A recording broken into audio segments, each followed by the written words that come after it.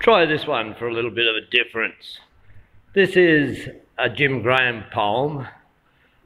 Jim Grahame wrote this about Henry Lawson's coat that he had left behind after he visited him in Leeton in about 1916. This was written in about 1926, 4 years after Henry's death, and it's called The Poet's Coat. I have brought it out from the lumber room where it hung on a rusty hook. Its folds are frayed and dusty and stiff as the leaves of an ancient book.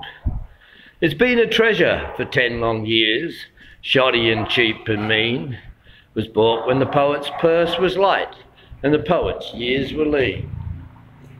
The cuffs are ragged, the collar grimed, the elbows are threadbare worn. The pockets hang with their mouths agape, with the edges tattered and torn.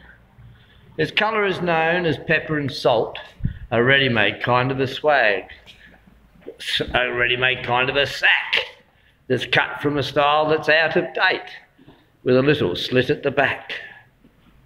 One lone black button hangs by a thread.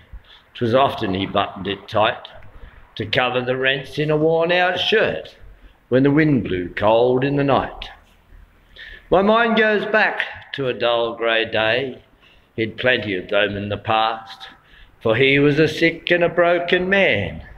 It was then that he wore it last. To the gaping pockets I slipped my hand. It was seldom that they yielded cash. A small bone stud and a broken nib lay buried in dust and ash.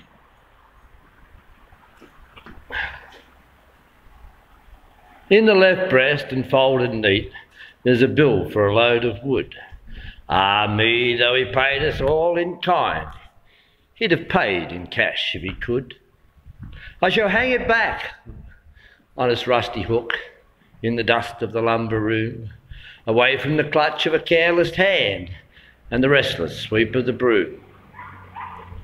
And thither I'll still repair at times when I'm tired of men and their ways, and dream a while by my old mate's coat that he wore in the olden days. Jim Grahame.